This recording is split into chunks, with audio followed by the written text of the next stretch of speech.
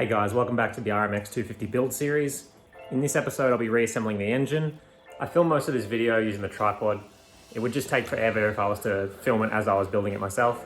So I'll voice over some parts where I've repaired or replaced things, or if I've just got a tip for anyone watching this video. But other than that, let's get into it.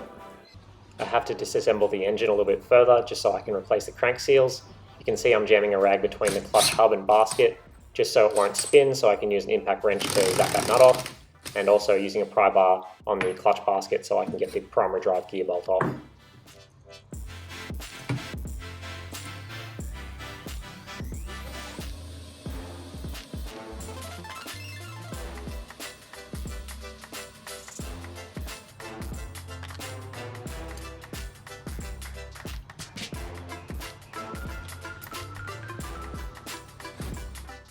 As well as not owning a clutch hub holding tool, I also don't own a seal driver tool, so I'm just using whatever I had laying around, which happens to be a socket and a trim removal tool, and a long piece of tube, just so I can drive these seals flush with the cases.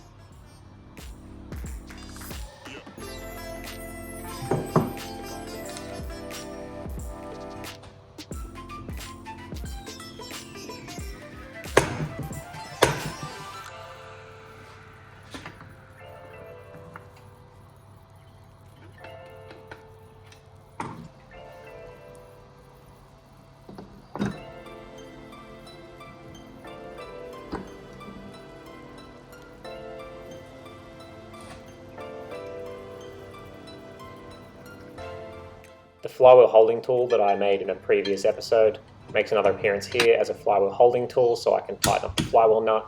I also use the same tool to be able to tighten up the primary drive gear bolt.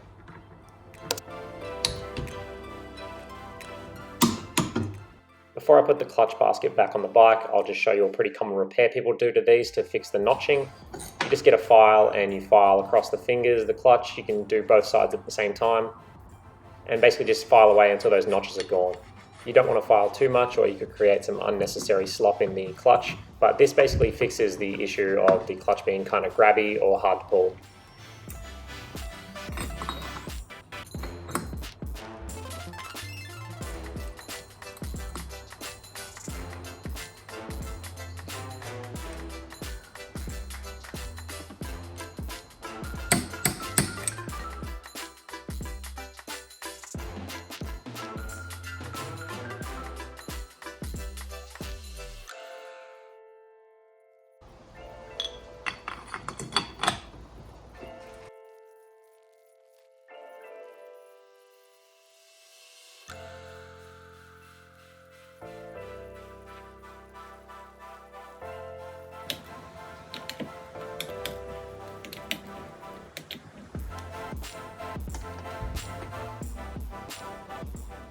Here I am greasing the gasket. I do this to all the gaskets on the engine aside from the head gasket, and this just makes the gaskets not stick to the cases when you pull it apart, or if you have to pull it apart, and there's a chance you might be able to reuse it as well.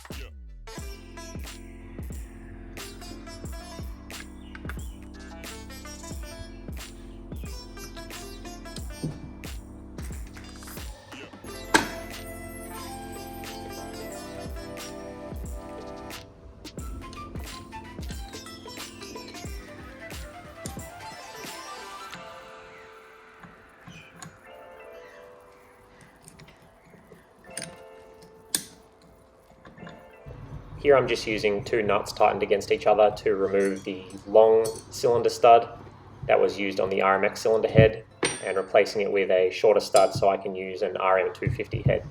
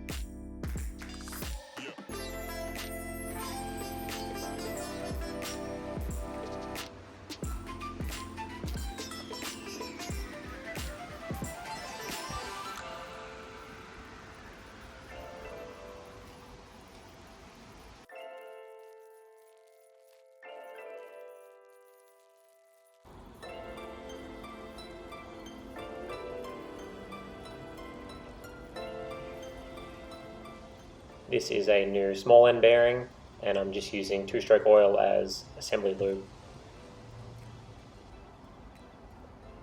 New piston pin, or gudgeon pin, or whatever you want to call it. Two-stroke pistons have a locating pin for the ring, so you just got to make sure you line that up. This is a Mitaka piston.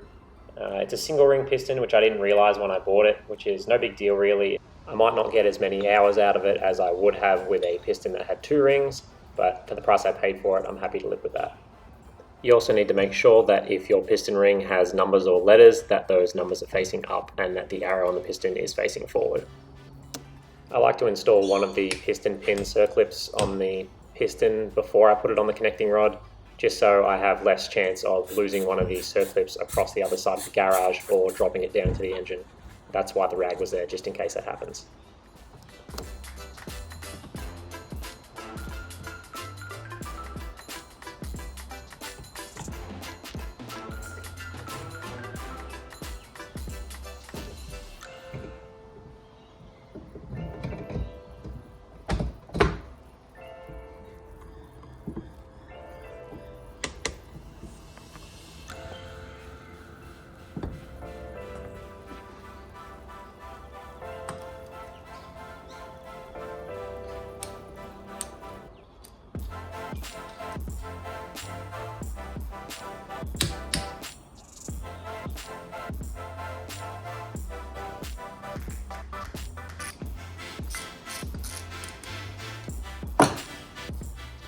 This is a 97 RM250 cylinder head that I'll be replacing the RMX250 head with.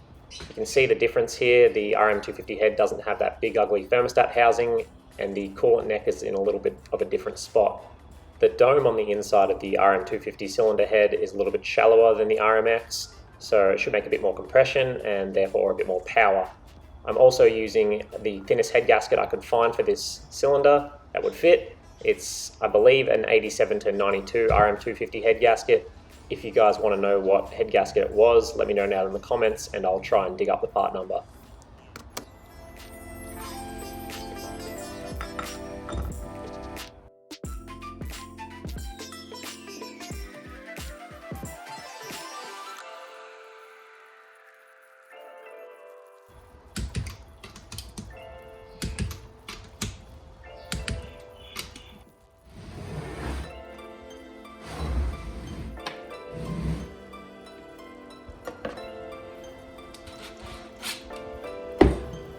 The carburetor I'm going to be using is a Kian PWK38 Air Striker, but it's not actually a Kian because it's a replica I got off eBay for about $47. People in the forum swear by these. They say they just throw the jets out of their PJ carb, which comes stock on the RMX, into this, and good to go apparently. For $47, I can't really lose, so we'll see how it goes. And that's going to do it for another episode of the RMX250 build series. I'll give you a little sneak peek of the next episode where I put the engine in the bike. Make sure to like the video and subscribe. Over 90% of the people watching these videos aren't subscribed, so if you're watching this right now and you aren't subscribed, do me a favor, subscribe down below. I'm trying to hit 1,000 subscribers, and let me know down in the comments what you guys want to see more of. Thanks for watching.